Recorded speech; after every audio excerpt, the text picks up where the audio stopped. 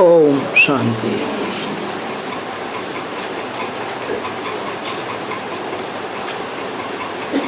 ये प्रातः क्लास चल रहा था 29/10/1966 शनिवार को 5वें पेज के मध्य में बात चल रही थी कि ये शिव बाबा तो एक ही है और इनका तो कोई को भी एकदम पता नहीं है। भले शिव की पूजा बेशक होती है परंतु शिव बाबा आते हैं ये तो कोई को पता नहीं है। महाशिवरात्रि भी मनाई लेते हैं और आते भी हैं भारत में।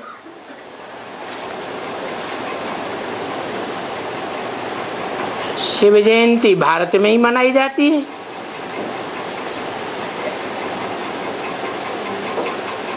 तो आकर के भारत में क्या करते हैं?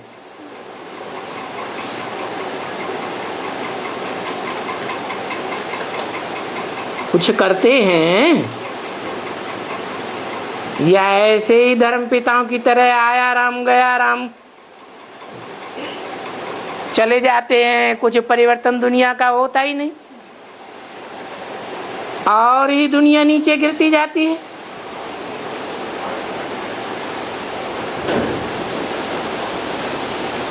तो शिव बाबा क्या करके जाते हैं जो उनकी दुनिया में इतनी जास्ती पूजा होती है?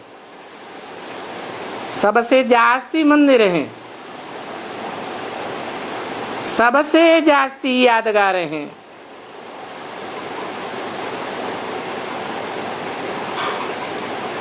कुछ तो करते होंगे ना, कुछ करके गए होंगे। और कब आते हैं?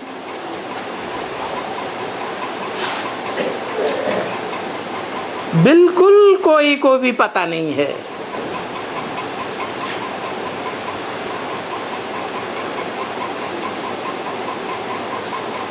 कोई कहते हैं कि भगवान द्वापर के अंत में आते हैं कृष्ण का रूप धारण करके। कोई कहते हैं भगवान त्रेता में आते हैं राम भगवान बन के। कोई कहते हैं कलयुग के अंत में कलंक धारण करने वाले कलंकीधर अवतार बन के आते हैं।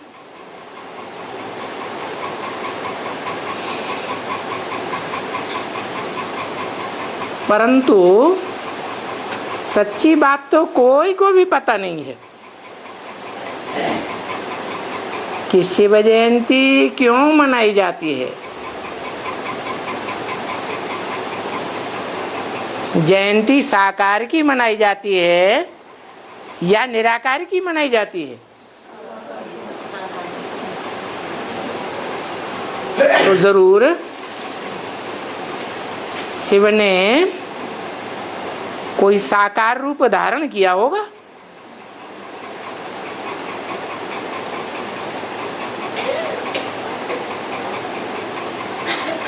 कह देते हैं राम भगवान कृष्ण भगवान, हे कृष्ण नारायण वासुदेव, नारायण भगवान कह देते हैं। सतयुग में नारायण का राज्य था।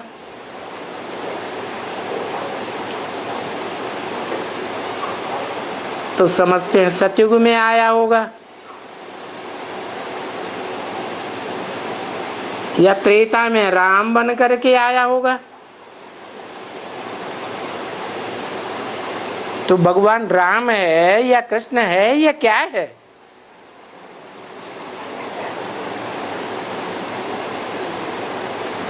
गाते हैं तुमेव माता च पिता त्वमेव। तो वो माता भी है, तू पिता भी है। एक ही माता पिता कैसे है?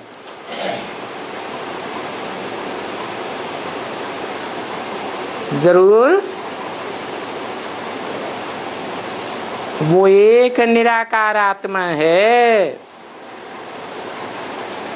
जो कभी गर्भ से जन्म नहीं लेती है, और सभी आत्माएं गर्भ से जन्म लेती हैं।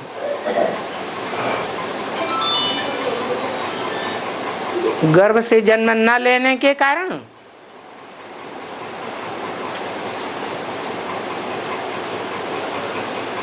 वो अकर्ता गाया हुआ है।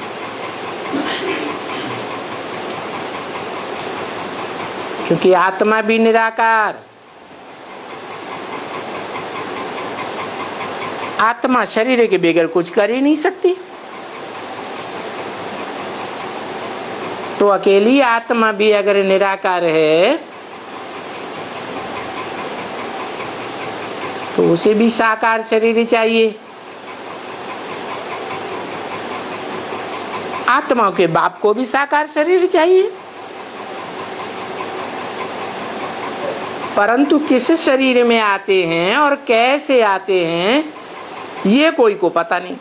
कहते हैं दिव्य जन्म होता है, गीता में भी लिखा है प्रवेश तुम, मैं प्रवेश करने योग्य हूं।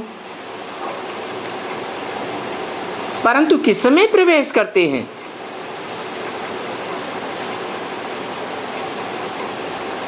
XYZ कोई में भी प्रवेश कर जाएंगे क्या?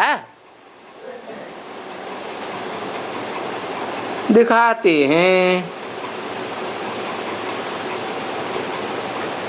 12 अवतार, सुअर का अवतार लिया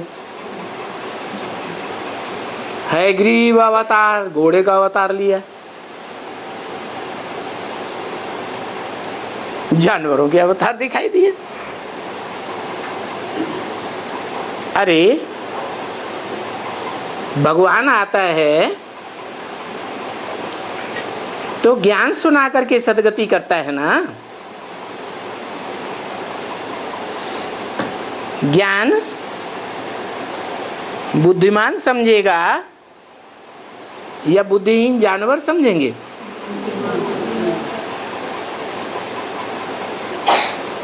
जरूर मनुष्य ही बुद्धिमान होते हैं नंबरवार। और उन बुद्धिमान मनुष्यों के बीच में जो सबसे बुद्धिमान है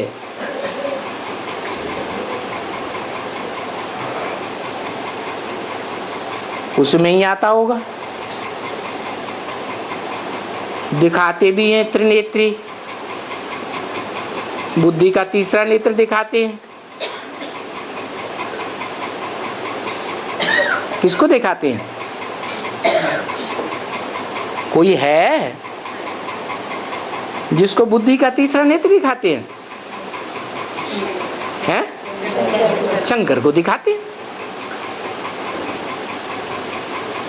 फिर कह देते हैं शिव शंकर भोलेनाथ। अरे शिव का अर्थ कल्याणकारी, शंकर का अर्थ विनाशकारी। संसार में शमन कर देता है, शांति कर देता है।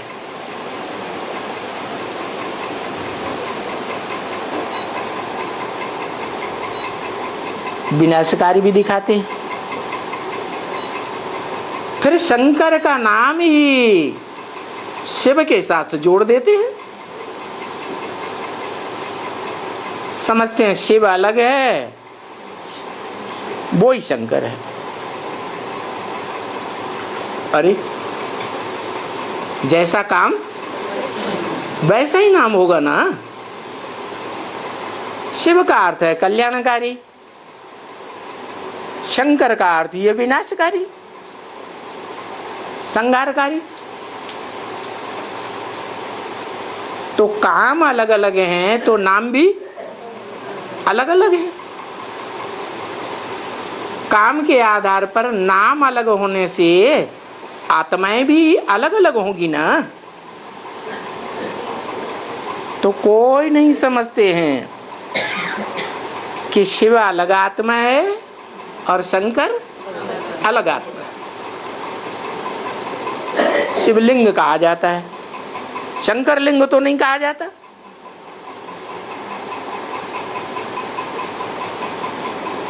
एक शिव ही है जिसकी लिंग रूप में पूजा होती है, और दूसरे 33 करोड़ देवताओं में से कोई भी नहीं है जिसकी लिंग रूप में पूजा हो। लिंग रूप में पूजा क्यों होती है? आँख के रूप में पूजा हो जाए, कान के रूप में पूजा हो जाए, नाक के रूप में पूजा हो जाए, हाथ पांव के रूप में पूजा हो जाए। पूजा का कनेक्शन किस बात से है? पूजा का कनेक्शन है पवित्रता से। भगवान ही संसार में जरूर सबसे जास्ती पवित्र कर्म करके जाता है, इसलिए दुनिया में उसकी सबसे जास्ती पूजा भी होती है। पूजा तो होती है, लेकिन ये नहीं समझते कि पूजा निराकार की हो सकती है या साकार की हो सकती है। पूजा तो साकार की होगी ना, निराकार की कैसे पूजा होगी?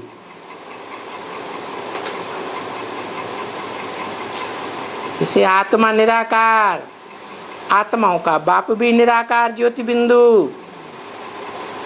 वो ज्योति बिंदु शिव गीता के वाक्य के अनुसार प्रवेष्टुम अर्थात प्रवेश करने योग्य है।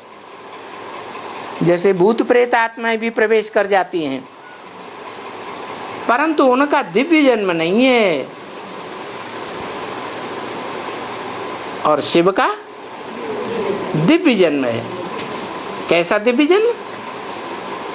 भूत प्रेत प्रवेश करते हैं तो चेहरा मोरा सारा बदल जाता है। क्यों? क्यों बदल जाता है? हैं? क्योंकि भूत प्रेतों में या कोई भी मनुष्य मात्र में देहभान जरूर होता है,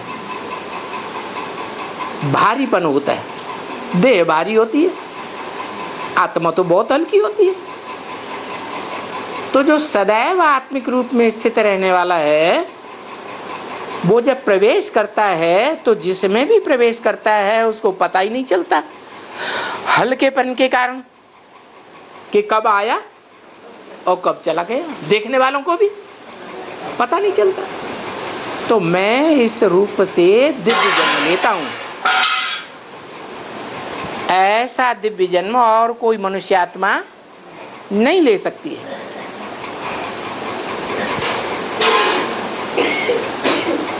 फिर ऐसी प्रवेशता का जो दिव्य जन्म लेता हूं वो किस में लेता हूं? अरे बड़े आदमी का फर्नीचर भी अच्छा वाला होगा या टूटी फूटी कुर्सी वाला होगा? है अच्छा वाला होगा। अब कहते हैं भगवान है ऊंचते ऊंच, मुसलमान नाम भी दे दिया अल्लाह मियाँ। अल्लाह हमारे सबसे ऊंचा। तो जो सबसे ऊंचा है क्या कोई नीचे में आवेगा? है ऊंचते ऊंच बाप ऊंचते ऊंच में प्रवेश करते हैं। कैसा ऊंच बोला है? गॉड को भगवान कहते हैं, ऊंचे से ऊंचे भगवान। Next to God, next to God जरूर एडम कहेंगे। एडम कहो, आदम कहो, आदिनाथ कहो, आदिदेव कहो, जो मनुष्य सृष्टि का आदि है। परंतु आदि तो है, वो सबसे ऊंच पार्टधारी भी है। ये दुनिया एक रंगमंच है, रंगमंच पर नंबरवार पार्टधारी पार्ट बजाते हैं। तो ऊंचते ऊंच पार्टधारी को क्या कहते हैं? नाटक में, ड्रामा में जो ऊंच पार्टधारी होता है उसको क्या टाइटल देते हैं? हैं? उसको टाइटल देते हैं क्या है? टाइटल क्या देते हैं? शंकर पार्टी हीरो माने हीरा। जैसे सब रत्नों के बीच में हीरा बहुत मूल्यवान होता है, ऐसे ही है। जयंती तो बहुतों की मनाते हैं, लेकिन औरों की जो जयंती मनाते हैं उनकी सबकी मेरे मुकाबले माने भगवान के मुकाबले बर्थनाटे पैनी जयंती है। क्यों? क्योंकि जिनकी भी जयंती मनाते हैं वो सब इस दुनिया में आने के बाद नीचे गिरते जाते हैं या ऊंचा उठते हैं, और उनको फॉलो करने वाले भी नीचे गिरते जाते हैं। ऊंचा तो कोई नहीं उठता। तो सबकी जयंती क्या कहें है? बर्थनाटे पैनी। एक कौड़ी की भी कीमत नहीं उनकी जयंती की। एक भगवान ही है, वो जब भी इस सृष्टि पर आता है तो आते ही क्या करता है? और धर्म पिताएं तो सिर्फ अपनी धारणाएं धर्म की स्थापना करते हैं। राज्य की स्थापना कोई नहीं करता, राजधानी की स्थापना कोई नहीं करता। और मैं जब आता हूं तो जिस सेकंड में आता हूं उसी सेकंड में धक से राजधानी स्थापन कर देता हूं। और दुनिया की ऐसी राजधानी स्थापन करता हूं जिसको 2500 वर्ष तक कोई भी जीत ही नहीं सकता। ऐसी राजधानी स्थापन करता हूं। तो बताओ, इस दुनिया के बीच पार्टधारियों में, मनुष्य आत्माओं में जो भी पार्टधारी है उनमें सबसे ऊंच जय जयकार करने वाली जयंती किसकी हुई है? एक ही शिव बाबा कहेंगे, परंतु लोग जानते नहीं हैं, क्योंकि शास्त्रकारों ने बहुत अगड़म बगड़म कर दिया। भगवान को द्वापर में दिखाई दिया। द्वापर में कृष्ण भगवान बन के आया और पापी कलयुग की स्थापना करके चला गया। अब बताओ, मनुष्य आत्माओं ने अपनी जयंती को ऊंचा ऊंचा दिखाने के लिए भगवान को भी नीचा दिखाई दिया। मैं कोई हर युग में नहीं आता हूं। क्यों? इस सृष्टि का मालिक तो भगवान ही कहा जाता है ना। मकान का मालिक होगा तो तो नया नया मकान बना के बच्चों को देगा, तुरंत ही तोड़ देगा है? मकान बनाने के आदि में ही तोड़ देगा, मध्य में तोड़ेगा नहीं। दुनिया की हर चीज सतो प्रधान से तमो प्रधान बनती है, तब उसमें टूट फूट होती है।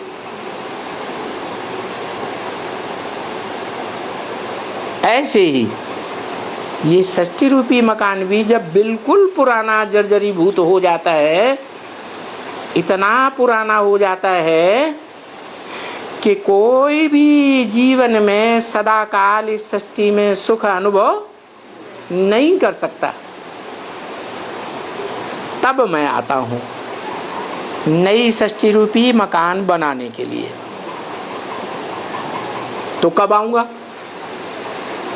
उन्होंने तो सतयुग में भी भगवान दिखाई दिया, हिरण्यकश्यप को मारा नरसिंह अवतार धारण करके, आधा मनुष्य आधा जानवर दिखाई दिया। त्रेता में भी दिखाई दिया, द्वापर में भी दिखाई दिया, कलयुग में भी भगवान दिखाई दिया। तो जो हिसाब मैंने बताया कि नया मकान बाप कब बनाते हैं? पुराना जर्जरीभूत हो जाता है तब बनाते हैं, या पुराना होने से पहले ही गिरा देते हैं? तो कब आता हूँ फिर मैं? कलयुग अंत में ही ये सृष्टि पुरानी होती है, तमो प्रधान होती है, तब मैं आता हूँ। जब नई दुनिया की शुरुआत होने वाली हो और पुरानी दुनिया का अंत होने वाला हो। तो देखो निशानियां तो हैं, क्या है? महाभारत में निशानी दिखाई है, क्या दिखाई? कि यादवों के पेट से मूसल रूपी मिसाइल्स निकले और उन मिसाइल से उन्होंने अपने कुल का भी संहार किया और सारी दुनिया का संहार कर बैठे। तो देखो ये निशानी है कि मैं जब आता हूं, मेरे आने से पहले ये मिसाइल्स, बम, एटम बम वगैरह तैयार नहीं होते, इनका नाम निशान भी मनुष्य की बुद्धि में नहीं होता। जब मैं आता हूं उस समय से इनका निर्माण भी शुरू होता है। क्या? जैसे सभी धर्म पिताएं 100 वर्ष के अंदर अपना काम पूरा करके गए, तो मैं भी नई दुनिया शुरू होने से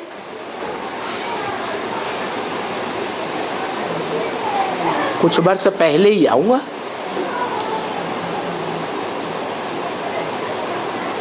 जब आता हूं तो एक तरफ एटमिक एनर्जी तैयार होती है और दूसरी तरफ गुप्त रूप में मैं आता हूं।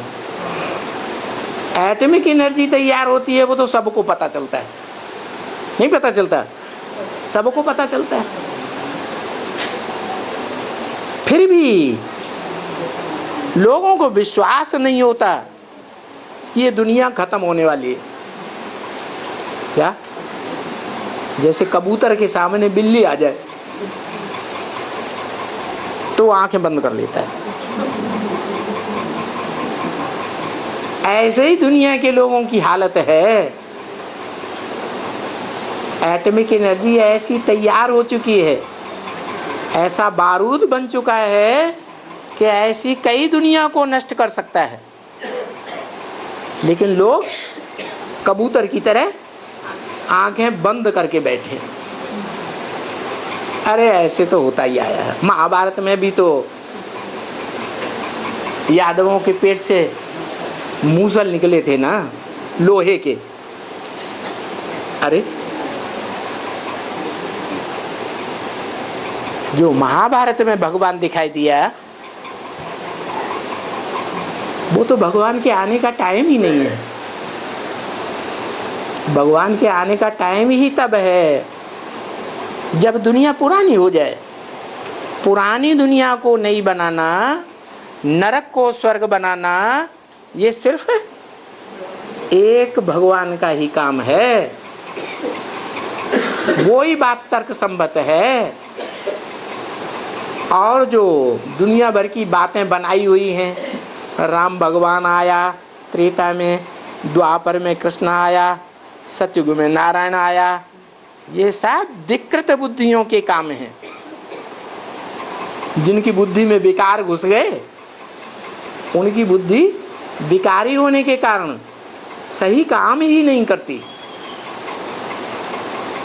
इस सृष्टि के आदि मध्य अंत को कौन बताएगा? वो ही बता सकता है जो जन्म मरण के चक्र से न्यारा हो। ये मृत्यु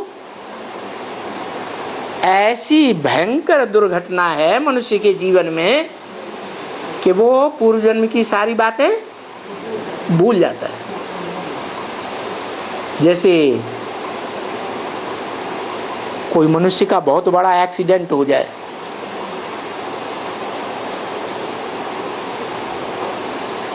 तो अक्सर ऐसा होता है कि उसको इस जन्म के शुरुआत की बातें सारी भूल जाती। ऐसे ही ये मृत्यु ऐसा एक्सीडेंट है कि पूर्व जन्म का कुछ भी याद नहीं रहता, और मैं जन्म मरण से न्यारा हूं। न मेरा जन्म होता है, न मेरी मृत्यु होती है। तो वो निराकार ज्योति बिंदु आत्मा, सुप्रीम सोल, सब आत्माओं का बाप, वो ही एक ऐसा है जो त्रिकालदर्शी है, तीनों कालों को जानने वाला है। भूत, भविष्य और वर्तमान को पूरा जानकारी रखने वाला। और इतना ही नहीं, हर मनुष्य आत्मा के अनेक जन्मों को भी जानता है, परंतु एक एक के अनेक जन्मों को बताने की उसे जरूरत नहीं। क्यों? जैसे बीजगणित तो होता है, क्या करते हैं? हाँ, वो तरीके बता देते हैं, ऐसा ऐसा करेंगे तो ये रिजल्ट आएगा। जैसे गणित होता है, जैसे ज्योतिष होता है, गणित है ना, तो उसको शास्त्रों में नाम भी देते हैं, सांख्य योग। क्या? और सांख्य योग का प्रणेता भी मानते हैं किसे? कपिल मुनि को। क्या? जिन कपिल मुनि के नाम पर काम्पिल्य नगरी बसाई गई। तो देखो, भगवान आकर के इस सृष्टि पर एक एक मनुष्य आत्मा रूपी पार्टधारी के अनेक जन्मों को डिक्लेयर करने वाला है। वो ऐसा डायरेक्टर है। ड्रामा में डायरेक्टर होते हैं ना, पर्दे के पीछे रह करके इशारे करते जाते हैं, सामने नहीं आते। भगवान भी कैसा डायरेक्टर है? सामने साकार रूप में आता है? नहीं आता है, एकदम गुप्त पार्ट बजाता है, क्योंकि वो है ही निराकार। इन आंखों से तो देखा नहीं जा सकता। वो निराकार शरीर में प्रवेश करता है, ऐसे मनुष्य शरीर में प्रवेश करता है जो इस सृष्टि रूपी रंगमंच पर एकदम आदि से लेकर के अंत तक पूरा 5000 वर्ष का पार्ट बजाने वाला है, उसमें प्रवेश करता। बड़े ही बड़ा हीरो पार्टधारी है। उस हीरो पार्टधारी में मैं प्रवेश करता हूं, परंतु शास्त्रकारों ने क्या गड़बड़ कर दिया? गड़बड़ ये कर दिया कि कृष्ण को 16 कला संपूर्ण सतयुग में दिखाई दिया, फिर द्वापर में भी दिखाई दिया। कीर्तन भी करते रहे, हे कृष्ण नारायण वासुदेव, वो ही नारायण है, वो ही कृष्ण है। तो सब बगड़म बगड़म बुद्धि में लोगों की बैठा हुआ है। वास्तव में मैं जो आता हूं वो सृष्टि के आदि पुरुष में आता हूं, जिसको सारी दुनिया के धर्म पिताएं भी मानते आए और उन धर्मों के फॉलोअर्स भी मानते आए। जैसे मुख्य मुख्य धर्म है इस्लाम धर्म, क्रिश्चियन धर्म, वो भी मानते हैं कि सृष्टि का आदि पुरुष एडम या आदम था। लेकिन बहुत पुरानी बात होने के कारण उसके बारे में ज़्यादा हिस्ट्री किसी के पास नहीं। जैसे इब्राहिम की हिस्ट्री, जो इस्लाम धर्म के प्रणेता थे, ज़्यादा हिस्ट्री किसी के पास नहीं। पुरानी बात हो जाती है तो कोई याद नहीं करता, परंतु नाम तो याद है ना। तो इस मनुष्य सृष्टि के पहले पहले पार्टधारी में, हीरो पार्टधारी में मैं आता हूं। और वो हीरो पार्टधारी है ही राम। माना अर्थ क्या है? रम्यते योगिनो यस्मिन् इति राम, जिसमें, जिसकी याद में योगी लोग रमण करते हैं, आनंद लेते हैं, अतीन्द्रिय सुख भोगते हैं, उसमें मैं आता हूं। जारज के चित्र में कहां बैठा हुआ है? सबसे ऊपर बैठा हुआ है। दिखाते हैं सब आत्माएं जा रही है परम धाम में, ऊंचे ते ऊंचे धाम में, और उन आत्माओं को खींचने वाला वो बैठा हुआ है। तो समझते नहीं हैं। रामायण में लिखा हुआ भी है, और एक गुप्त मति सबे कहूं कर जोर, शंकर भजन बिना नर भगत की पावे मोर। क्या ये गुप्त बात है क्या? कि राम की भक्ति जो है वो शिव कहो, शंकर कहो, उसको जाने बगैर कोई भक्ति सही रूप में कर ही नहीं सकता। इसलिए जिसे शिव शंकर भोलानाथ कहा जाता है, वो ही साकार रूप में राम वाली आत्मा है। ऐसे नहीं त्रेता वाला राम। अरे त्रेता वाला राम तो 14 कला संपूर्ण है, वो श्रेष्ठ पार्टधारी थोड़े ही हुआ। श्रेष्ठ पार्टधारी किसे कहेंगे? है जो हाँ, कलातीत कल्याण कल्पांतकारी। किसकी महिमा की? कल्प का अंत करने वाला कौन गाया हुआ है? अरे शंकर ही तो गाया हुआ है। रामायण में लिखा हुआ है कि भगवान कल्पांतकारी है। तो राम तो त्रेता में दिखाते हैं, वो कल्पांतकारी वहां कैसे हुआ? त्रेता के अंत में कोई कल्प का अंत हो जाता है क्या? चतुर्युगी का अंत थोड़ा ही हो जाता है। चतुर्युगी का अंत तो होता ही है कलयुग के अंत में। तो मैं वो त्रेता के राम, उसमें नहीं आता हूं। किसमें आता हूं?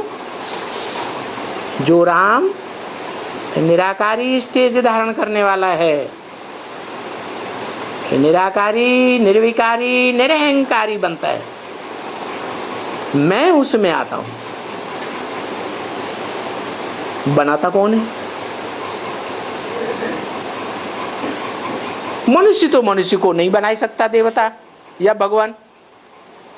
हिस्ट्री में कभी कि ऐसा हुआ भी नहीं है। मनुष्य क्या करता रहा? मनुष्य जिसे नर कहा जाता है वो क्या करता है? नरक ही बनाता है। वो तो देवताओं का स्वर्ग भी नहीं बना सकता। तो कौन बनाता है स्वर्ग? है स्वर्ग वो ही बना सकता है जो सदैव स्वस्थिति में स्थित हो, वो ही स्वर्ग बना सकता है। तो वो एक ही आत्माओं का बाप है जो इस पति सृष्टि में आता है। पतितम कामी कांटे मनुष्य में आता है, फिर भी उसके संग के रंग से प्रभावित नहीं होता, सदैव स्वस्थिति में स्थित रहता है। और जितने भी बड़े बड़े भी हुए हों, धर्म पिताएं वगैरह महात्माएं, उनकी क्या हालत है? वो जब इस सृष्टि में आते हैं तो संग का रंग उनको लगता है या नहीं लगता है? हैं? लगता है। उसका रिजल्ट क्या होता है? हैं? नीचे गिरते जाते।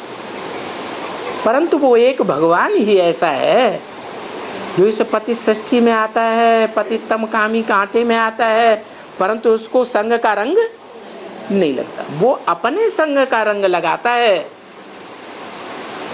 बोलता भी है, मैं तुम बच्चों को नंबरवार आप समान बना कर ले जाऊंगा। क्या आप समान माने? निराकारी, निर्विकारी और निरहंकारी बना कर ले जाऊंगा। तो ले भी जाता है। कहाँ ले जाता है? आत्मलोक में ले जाता है। अंग्रेज लोग उसको कहते हैं सुप्रीम एबोर्ड, सोल बर्ड। मुसलमान उसे कहते हैं अर्श। खुदा ऊंचे ऊंचे अर्श में रहता है, फर्श में नहीं रहता। तो मेरे लिए गायन है, ऊंचा तेरा धाम, ऊंचा तेरा नाम, ऊंचा तेरा काम। तो क्या काम ऊंचा करता हूं? है नरक को स्वर्ग बनाता हूं, पतित को पावन देवता बनाई देता। ये ऊंचा काम करता हूं। ये काम हिस्ट्री में तो कोई मनुष्य मात्र आज तक पतित को पावन नहीं बना सका। मनुष्य और ही विकारों में पतित बनते जाते हैं या पावन बनते जा रहे हैं? पतित बनते जा रहे हैं। एक वो ही है जिसे ईश्वर कहा जाता है। ईश माने शासन करने वाला, वर माने श्रेष्ठ, जो दुनिया में सबसे जास्ती श्रेष्ठ शासन करता है। क्या आज की दुनिया में जो शासन चल रहा है देश विदेश में, वो श्रेष्ठ शासन है? क्यों है? अमेरिका में तो बहुत अच्छा चल रहा है? ढेर के ढेर पढ़े लिखे भारतवासी भारत को छोड़ छोड़ करके अमेरिका भाग रहे हैं। वो होशियार लोग हैं, पढ़े लिखे लोग माने जाते हैं या बुद्धू माने जाते हैं? हैं? तो अमेरिका में तो जरूर अच्छा शासन चल रहा होगा, तभी तो भागते हैं। तो क्या कहें, जो शासन अमेरिका में चल रहा है वो बहुत अच्छा शासन चल रहा है? हैं? अच्छा, जहाँ बहुत अच्छा शासन चल रहा होगा उसकी कोई निशानी है?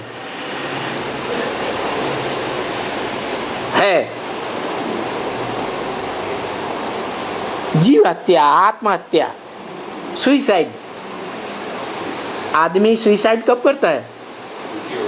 जब बहुत दुखी होता है, कोई रास्ता नहीं मिलता तो सुइसाइड कर लेता है, जीव हत्या कर देता है, शरीर को खत्म कर देता है।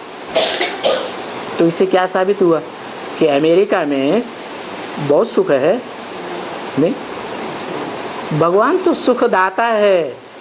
सुख का सागर कहा जाता है, तो वो श्रेष्ठ शासनकर्ता कैसे है? इसीलिए है कि वो ऐसा ज्ञान सुनाता है जिस ज्ञान को सुन करके मनुष्य आत्माएं परिवर्तित हो जाती है, मन बुद्धि परिवर्तित हो जाती है, और मन बुद्धि के आधार पर जो कार्य करने वाली इंद्रियां हैं उनका काम भी परिवर्तन हो जाता है। इंद्रियां श्रेष्ठ बनती हैं या भ्रष्ट बनती हैं? मान लो क्राइस्ट वाली आत्मा है, जब इस सृष्टि पर आती है तो उसके चेहरे को देखो ध्यान से, गुरु नानक को देखो, महात्मा बुद्ध को देखो, चेहरे से दिव्यता झलकती है या नहीं झलकती है? दुखदाई आत्मा दिखाई पड़ती है? दिखाई पड़ती है? नहीं, दुखदाई का तो नाम निशान नहीं, चेहरे से ही साबित होता है। तो इससे स्पष्ट हुआ कि जो सत्व प्रधान आत्मा है वो कभी भी दुखदाई नहीं होती। हर मनुष्य आत्मा जब इस सृष्टि को छोड़ करके जाएगी विनाश काल में, तो कैसी बन करके जाएगी? तमो प्रधान या सत्व प्रधान है? कैसे बनेगी? सत्व प्रधान कैसे बनेगी? है? अरे संग का रंग लगता है या नहीं लगता है? तो किसकी याद में जाएगी परम धाम? बाप की याद में जाएगी, बाप की याद में जाएगी। बाप माने आत्माओं का बाप जो निराकार है उसकी याद में जाएगी। है? निराकार को याद करना सहज होता है या साकार को याद करना सहज होता है? साकार को याद करना सहज होता है। तो वही बात झाड़ के ऊपर चित्र में दिखाई गई है, साकार रूप में बैठा हुआ है, शिव की याद में है। भगवान बाप कहते भी हैं कि मैं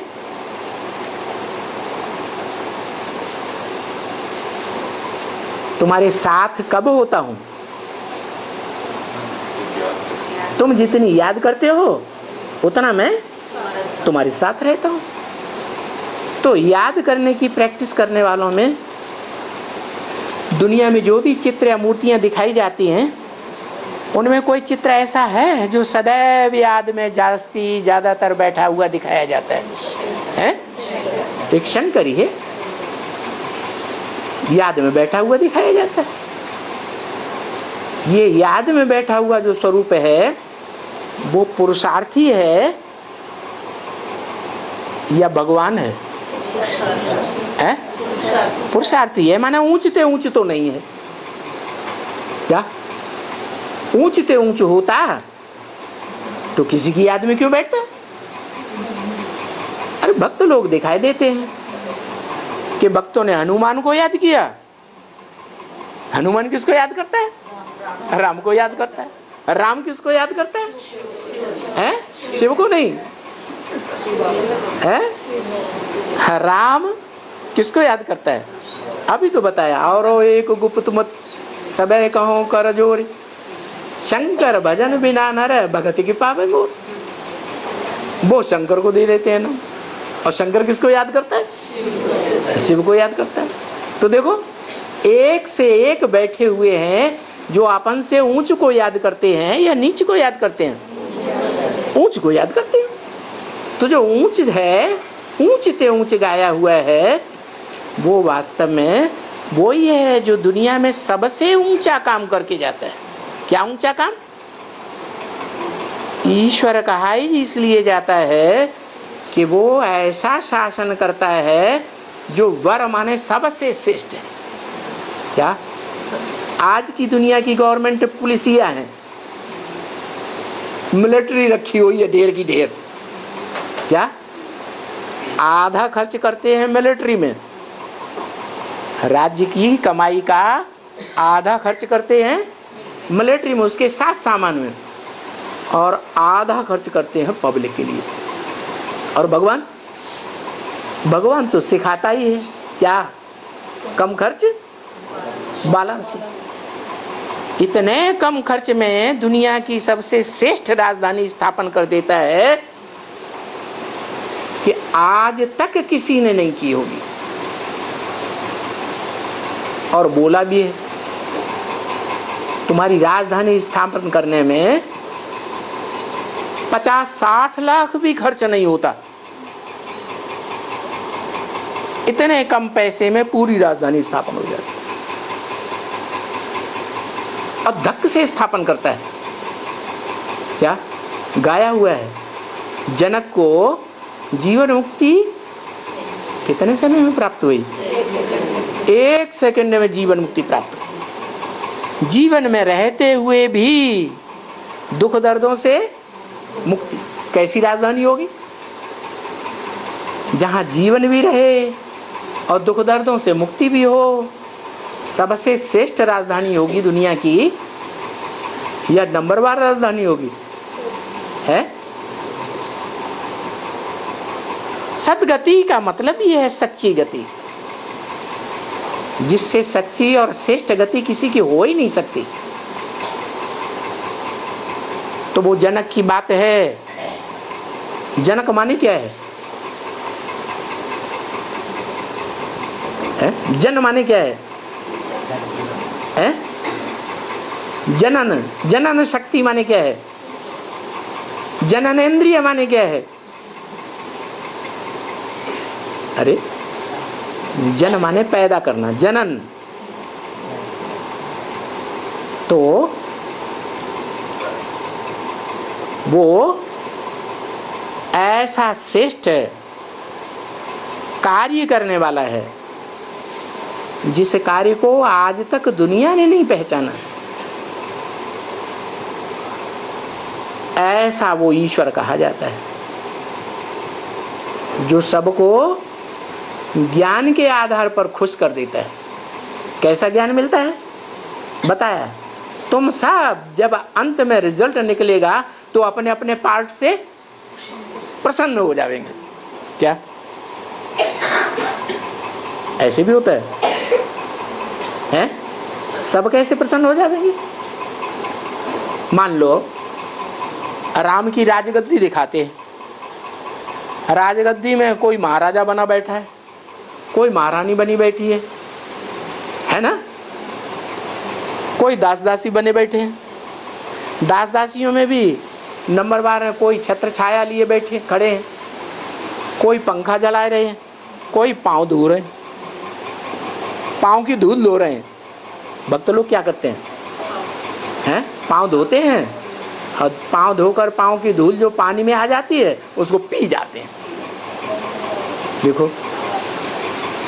तो ये जो दिखाया है कि नंबरवार राजा ही स्थापन करता हूं और सब उसमें खुश रहते हैं। तो जो पाँव धोने वाला है वो किसका पार्ट होगा?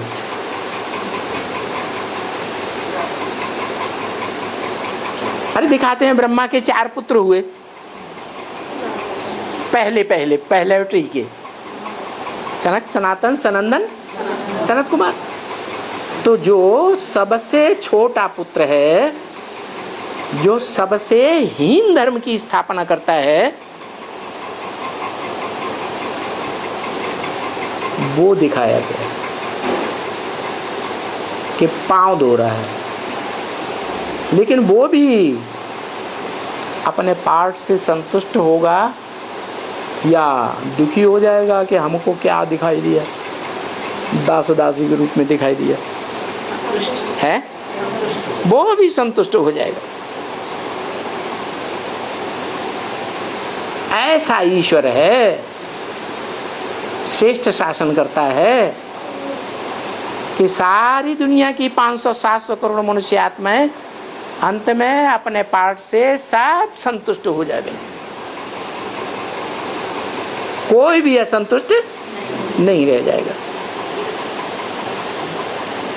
तो देखो, ऐसा श्रेष्ठ कार्य करने वाला, ऐसी जिसकी श्रेष्ठ जयंती है, जो सारे संसार में जय जयकार मचाए देती है, हर मनुष्य आत्मा जय जयकार करती है,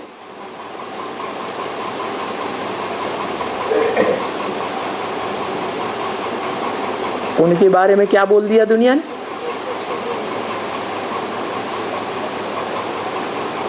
क्या बोला? नीचे कैसे दिखाया है? सर्वव्यापी बता दिया। अरे मैं एक व्यापी होकर के मुकर्रर रथ में आता हूं, तब अच्छे से याद कर किया जा सकता है, या सर्व में व्यापी होकर के आऊंगा तो अच्छे से याद कर सकेंगे? है? बुद्धि का भटकाव कब होगा? सर्वव्यापी मानेंगे तब होगा, या एक व्यापी समझेंगे तब होगा? सर्वव्यापी कहने से बुद्धि का भटकाव हो गया, सबकी बुद्धि निम्नगामी हो गई। तो भला सर्वव्यापी है तो क्या बहुतों की जयंती मनानी चाहिए? 500-700 करोड़ मनुष्यों की जयंती मनानी चाहिए? क्योंकि भगवान तो ऊंचे ऊंचे है, उसकी जयंती तो सबसे बड़ी जय जयकार करने वाली है, तो सबकी जय जयकार मनानी चाहिए। मनुष्य मनाते भी हैं, गांधी जयंती है, टैगोर जयंती, फलानी जयंती, कोशिश तो करते हैं कि इन्होंने जो जन्म लिया है वो बड़ी जय जयकार हुई है इनके जन्म लेने के बाद, लेकिन वास्तव में उनको तो सबको सर्वव्यापी की लिस्ट में कहेंगे। मैं तो सिर्फ एक में व्यापक होकर के आता हूं, क्योंकि सर्वव्यापी का तो कोई अर्थ ही नहीं निकलता। मुफ्त में गीता का अर्थ कर दिया है, गीता के श्लोकों का क्या, कि भगवान सर्वव्यापी। विभू शब्द का अर्थ उन्होंने सर्वव्यापी लगा दिया। भू माने, भू माने होना, जन्म लेना। वि माने विशेष रूप से जन्म लेना, माना जिसका जन्म विशेष रूप में गाया हुआ है वो हुआ भू, विभू। तो औरों से तुलना की गई ना विभू शब्द में कि वो सबसे श्रेष्ठ है, विशेष है, तो सर्वव्यापी कैसे हो गया? सर्वव्यापी का कोई भी अर्थ नहीं है। अच्छा बच्चे, टैप सुनाओ। ब्रह्मा बाबा की बात कोई ज्यादा समझ में नहीं आई उनको, तो गीत बजा। मरना तेरी गली में, जीना तेरी गली में। है? गली माने, गली माने, गली माने रास्ता। तूने जो रास्ता बताया है उसी रास्ते में हम मर मिटेंगे, और जिएंगे भी तो भी उसी रास्ते में चलते चलते जिंदा रहेंगे, जिएंगे। अभी एक ही बात है ना, मर करके और हम जीवेंगे तेरे गले में, यानी गले का हार बन करके जिएंगे। इस दुनिया से मरेंगे भी, और किसके गले का हार बनेंगे? तेरे गले का हार बनेंगे, और कोई के गले का हार नहीं बनेंगे। बाबा कहेंगे, बाबा हम सारी दुनिया से मर करके हम अभी आपके गले का हार बन गए हैं। अच्छा, गले का हार भी बनते हैं, क्या यादगार है? हैं? कोई यादगार है या नहीं है? अरे हाँ, शंकर को गले में हार दिखाते हैं ना। कौन सा हार दिखाते हैं? हैं? रुद्रमाला का हार दिखाते हैं ना, तो हम हार भी बनते हैं।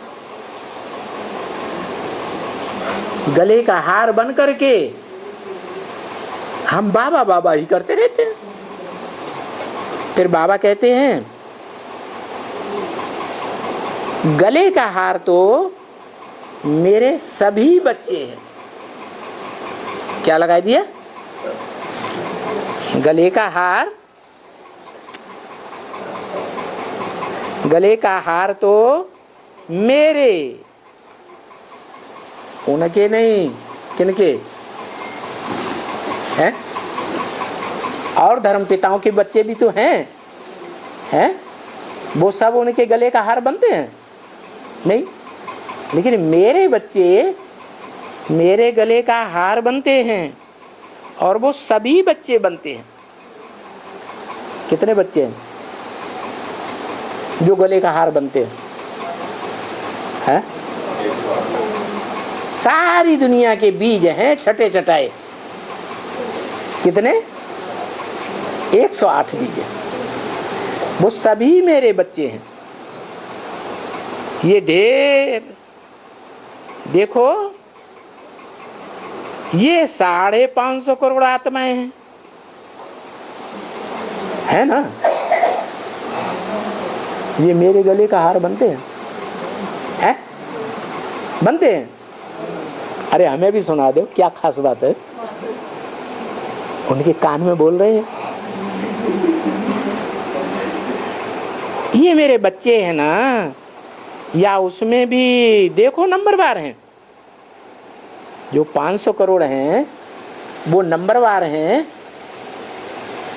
या मैं जो गाया जाता ऊंचा तेरा धाम, ऊंचा तेरा नाम, ऊंचा तेरा काम, तो बच्चे भी कैसे होंगे? हैं? ऊंचे बच्चे होंगे या नीचे होंगे? तो जो मेरे बच्चे हैं, ऊंचे बाप के ऊंचे बच्चे, वो तो 108 ही है। लेकिन जो 500 करोड़ 700 करोड़ आत्माएं हैं, मनुष्य आत्माएं, उनमें भी देखो सब नंबरवार हैं। एक जैसी एक भी नहीं, सब नंबरवार है। इसका प्रूफ क्या? अलग अलग नंबर हैं सबके, एक जैसे 2 के नंबर नहीं है। क्या प्रूफ है? हाँ, वो तो ठीक है, लेकिन पार्ट नंबरवार है, वो ठीक है, लेकिन प्रूफ क्या दिखाई देता है? कि सबके चेहरे हैं। अरे आत्माएं तो सब ज्योति बिंदु बिंदु बिंदु, लेकिन सबके चेहरे अलग अलग। एक का चेहरा न मिले दूसरे से। तो ये मेरे बच्चे हैं, उसमें नंबरवार हैं 500 करोड़ में।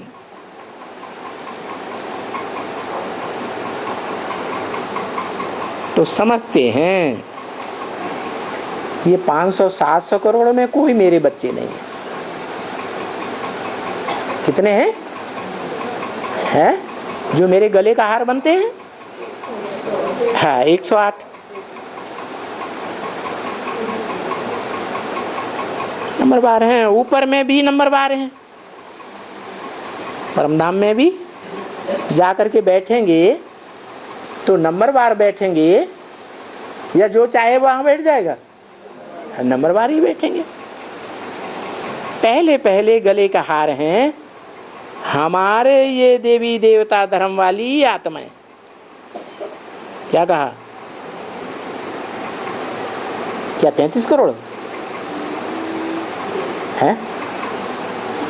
33 करोड़ है मेरे गले का हार बनते हैं? नहीं। तो बोला पहले पहले गले का हार हैं हमारे, फिर उससे क्लियर नहीं हुआ। ये देवी देवताएं, ये कह के किसकी तरफ इशारा किया? जो दिलवाड़ा मंदिर में 108 कोठरियों में मुखिया के रूप में बैठे हुए हैं। ये देवी देवताओं के धर्म वाली आत्माएं हैं,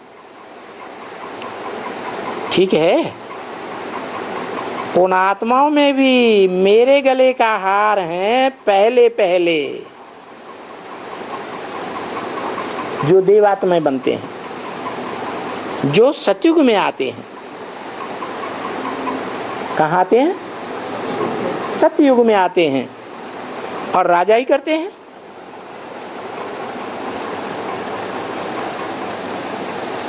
किस युग में आते हैं? सत्य युग में, जहां झूठ का नाम निशान नहीं होता। अच्छा, जहां झूठ का नाम निशान नहीं होगा तो ऊंचे चढ़ेंगे या नीचे गिरेंगे? हैं? अरे सच्चा कहते हैं, सच्चाई सर के ऊपर चढ़ करके बोलती है, तो ऊपर चढ़ती है सच्चाई या नीचे गिरती है? ऊपर चढ़ करके बोलती है। तो जो सतयुग में आने वाले हैं, राजाई करते हैं, वो कौन से सतयुग की बात है?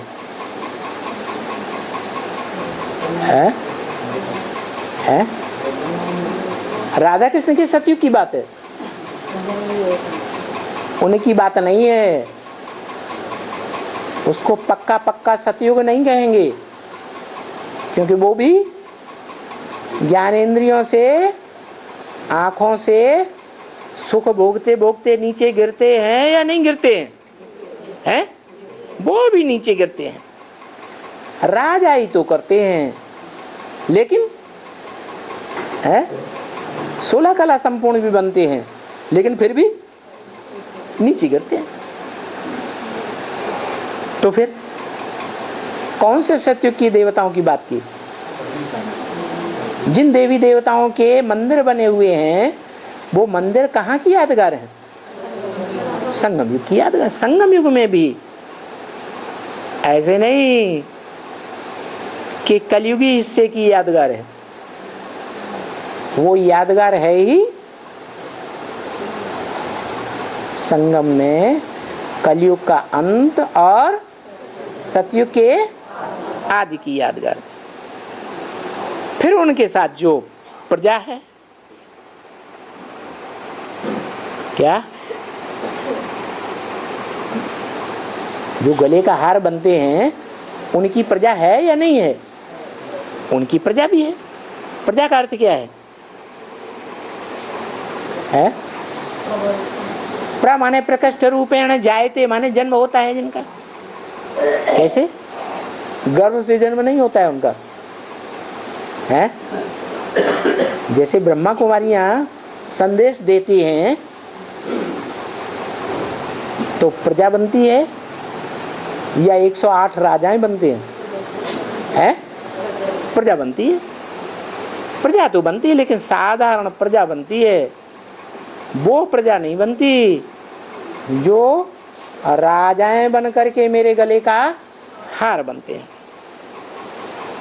तो देखो, राजा ही करते हैं, उनके साथ प्रजा भी है।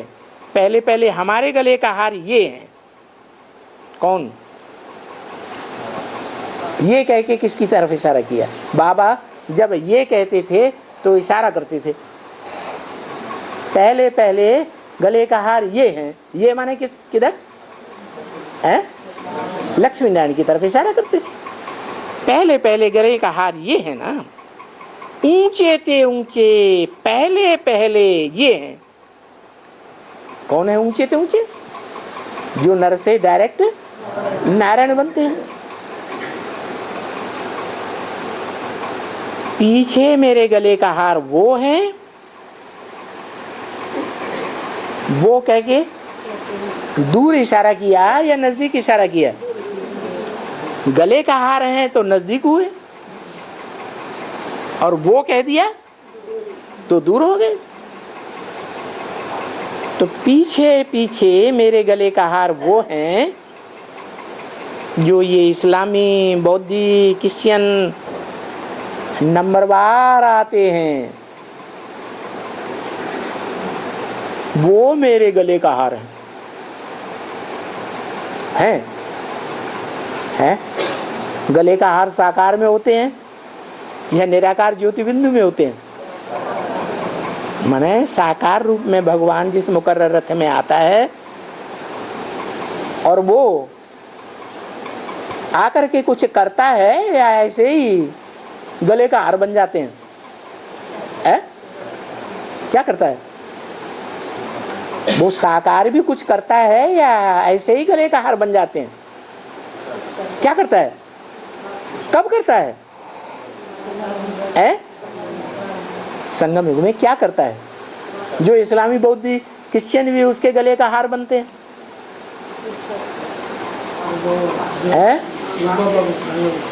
हाँ, बाबा का इशारा शिव बाबा टाइटल धारी के ऊपर है। जो शिव बाबा इस सृष्टि पर सदा कायम है, द्वापर कलयुग में भी इस सृष्टि पर वो हीरो पाटदारी कायम रहता है, और द्वापर कलयुग में भी और धर्मों की जो राजाई चलती है वो धर्मपिता ही नहीं चलाते हैं। कौन चलाता है? उन धर्मपिताओं के बापों का भी बाप। इसलिए वो मेरे गले का हार बनते हैं नंबर 1। ओम शांति।